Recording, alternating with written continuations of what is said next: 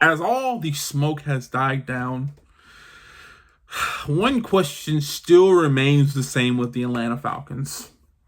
What in the world should they do at edge going forward? There is a need to rush the passer. I think they were the bottom 5 in regards to sacks last year. They need an elite rusher, pass rusher. And to be honest, they've skipped out on a few guys in the free agency period that a lot of people say would probably fit very well. So I don't know their direction that they're going for in regards to edge rusher, but there's really only one valid option they can do now, and that's to select that individual in the upcoming draft. I mean, Chase Young, he signed a 1-year, $13 million deal. I think Hassan Reddick, he went for a third conditional second pick that the Atlanta Falcons could get. There were some other individuals, Jadeveon Clowney, 2-year, $20 million. There are some players that a lot of people were linking to Atlanta that they did not select, which makes me think they're going to select their guys in the draft. They're going to build them up. They're going to draft them. They're going to take their time. They're going to analyze who is the best in that position. And rather than sign a veteran pass rusher, I think they're going to invest heavily in the draft.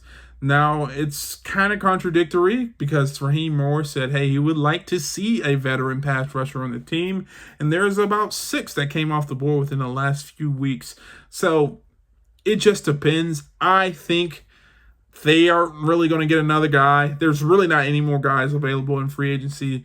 They're going to go out and get their edge rusher in the draft. Now, in terms of what they're going to do to get there, I think personally they're going to trade out of 8.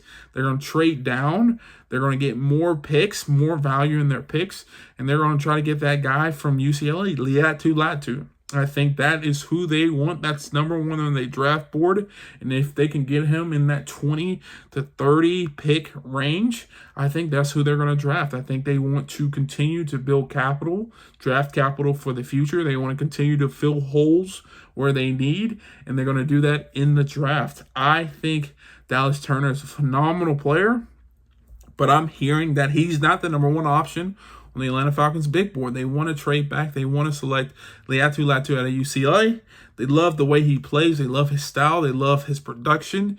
And they want that type of individual in the lineup going forward. Now, also hearing they're interested in Jared Verse, but a lot of people think he's going to go within the top 20. And I don't think that's someone Atlanta wants to pick up necessarily top 20. Obviously, if he falls late first round, that's something they'll look at. But I honestly think they're interested in Liatu Latu at a UCLA. Now, going forward, I'm also hearing that they're interested in Gabriel Murphy at a UCLA, his teammate. If they're getting him in the later second or third round, that's something or someone they'll be potentially interested in. Also, Chop Robinson. They can get him in the second or third round. That's also a potential option that they're interested in. So I'm hearing that they are going to go edge. They know that that's their number 1 need. Terry Fontenot and Raheem Morris both have come out on the record and say, we know we need an edge rusher. They know that is super important for their team going forward. I think they're going to spend a lot of draft capital getting that edge rusher. I honestly think in regards to first round, they'll move back. But in the second round, they can move up and get a couple guys. Like I mentioned, Gabriel Murphy out of UCLA or Chop Robinson. And then obviously Liatu Latu. So that is the plan going forward for them at edge. I think it could work. They have to hit on one of those picks. They really do. And if they do, I think they could get a phenomenal player at a phenomenal price without having to pay what Hassan Reddick's price would have been, which would probably been like 20 or 30 million. Who knows? But they have to hit on those picks. And in regards to the draft, everyone knows it's hit or miss. You sometimes get lucky. But if you enjoyed this video, please do me a favor, hit the thumbs up, subscribe, and turn on the post notifications. If you want to see more videos like this, check this out right here.